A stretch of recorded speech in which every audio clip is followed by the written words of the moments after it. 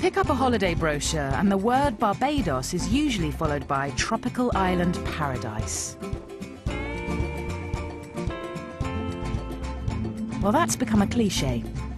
Just a few decades ago, Barbados was the reserve of the upper classes and wealthy elite.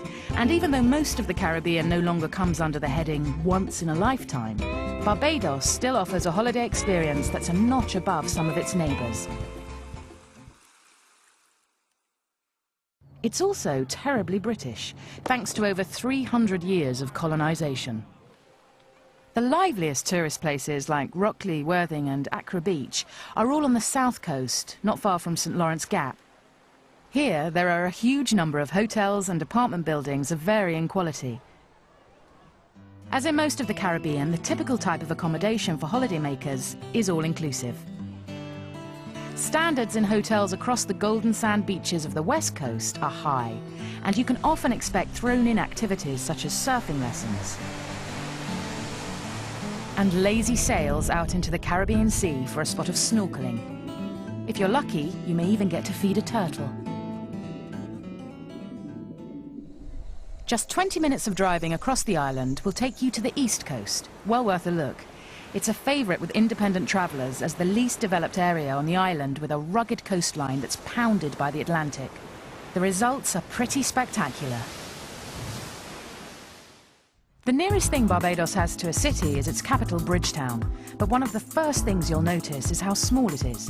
A morning is usually more than enough to take in the main sights, which include Broad Street for duty-free shopping, colourful markets, and a handful of colonial buildings.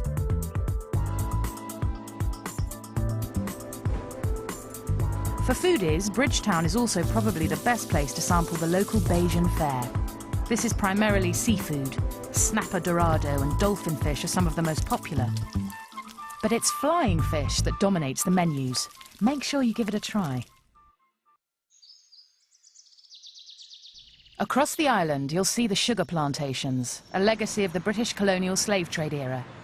As you travel around, you'll see tiny chattel houses propped up on stone piles. The slaves who lived in them weren't allowed to own their own land. Plantation owners, on the other hand, lived in places like this, St Nicholas Abbey. It was built in 1650, which makes it not only the oldest of the great houses in Barbados, but also one of the 3 oldest houses in the whole of the Americas.